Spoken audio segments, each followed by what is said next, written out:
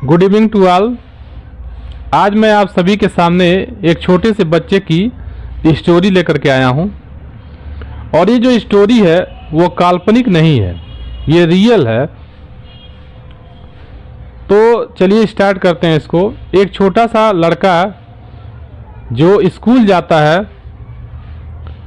और अपने मैडम से पूछता है, अपने टीचर से पूछता है कि मैम चिड़िया आकाश में कैसे उड़ जाती है।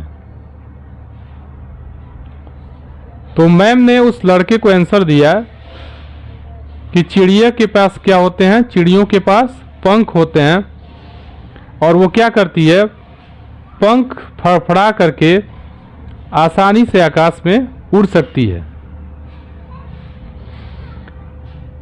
फिर तुरंत ही कुछ देर के बाद सोचने के बाद वो लड़का फिर से क्वेश्चन पूछता है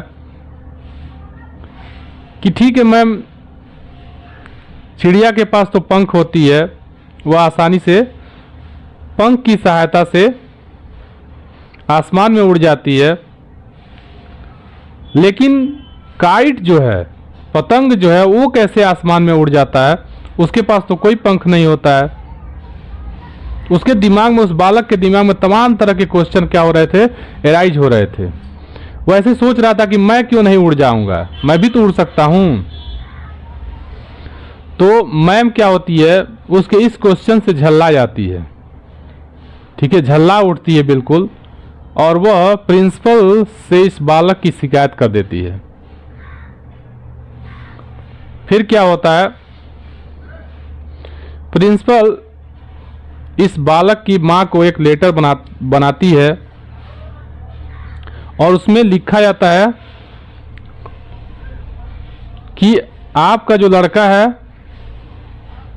वह हमारे स्कूल में पढ़ने के लायक नहीं है, इसको आप कहीं और एडमिशन करा दीजिए। जब ये लेटर उसकी मां के पास जाता है, उस बालक की मां के पास जाता है, वह इस लेटर को पढ़ती है तो बहुत ही ज्यादा क्या होती है, दुखी होती है। फिर वो सोचती है कि मेरा लड़का जो है वो किसी और स्कूल में जाएगा, फिर अच्छा स्कूल नहीं था, वही एक अच्छा स्कूल था, फिर वो बढ़िया एजुकेशन नहीं ले पाएगा, फिर अच्छा आदमी नहीं बन पाएगा। तो फिर वो जब लड़का पूछता है कि इस लेटर में क्या लिखा है, तो क्या करती है उसकी माँ, उस जो भी स्टेटमेंट जो लिखा था प्रिंसिपल ने, उसको वो चेंज कर देती है और वो कहती है कि आपका जो लड़का है वो इतना इंटेलिजेंट है कि इसको पढ़ाने के लिए हमारे स्कूल में कोई भी ऐसा टीचर नहीं है जो इसको पढ़ा पाए, इसलिए आप अपने लड़के को किसी और स्कूल में एडमिशन करा दीजिए और नहीं तो अपने पास ही रख करके इसको आप पढ़ाइए, हमारे स्कूल में भेजने की इसकी कोई ज़रूरत नहीं है। फिर वो क्या करती है, उसकी माँ जो होती है वो उस बालक का अध्यापन खुद स्टार्ट करती है और इस तरह से जब उसकी माँ की जब डेथ हो जाती है तो लास्ट में वो बालक क्या होता है, जब लड़का बड़ा हो जाता है तो एक बार अपने ड्रॉअर में उसी लेटर को पाता है और जब वो पढ़ता है तो उसमें लिखा हुआ था जो सही चीज़ है उसको पढ़ता है, फिर उसके आंखों में आंसू आ जाता है और वो समझ जाता है कि मेरी माँ ने क्या किया था, उस बात को, उस स्टेटमेंट को मैनिपुलेट कर दिया था जो उसमें लिखा हुआ था।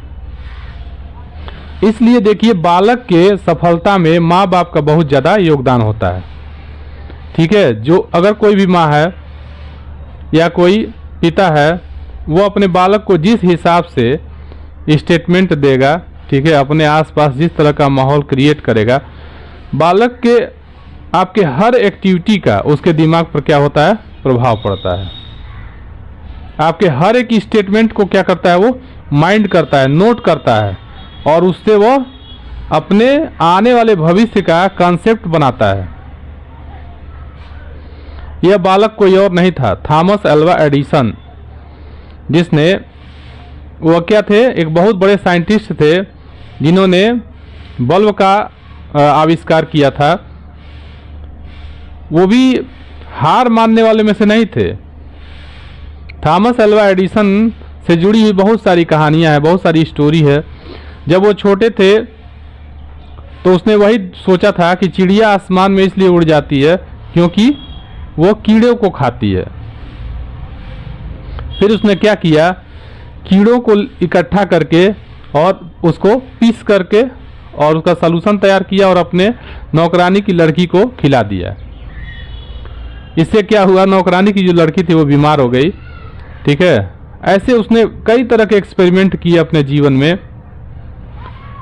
तो जब उनसे पूछा गया तो उन्होंने कहा कि 1000 एक्सपेरिमेंट हमने परफॉर्म किया, तो हमने ये सीखा कि 1000 एक्सपेरिमेंट के द्वारा हम बल्ब का आविष्कार नहीं कर सकते हैं, 1000 तरीके से हम बल्ब नहीं बना सकते हैं। यानी एक पर्टिकुलर मेथड जब तक हम एडाप्ट नहीं करेंगे तब तक हम सफल नहीं हो सकते हैं।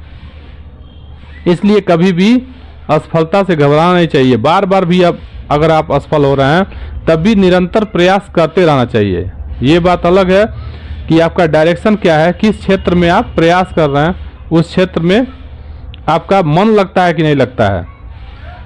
क्योंकि जब एडिसन से पूछा गया कि आप 1000 एक्सपेरिमेंट किए, आपको काफ़ी दिक्कत का सामना करना पड़ा।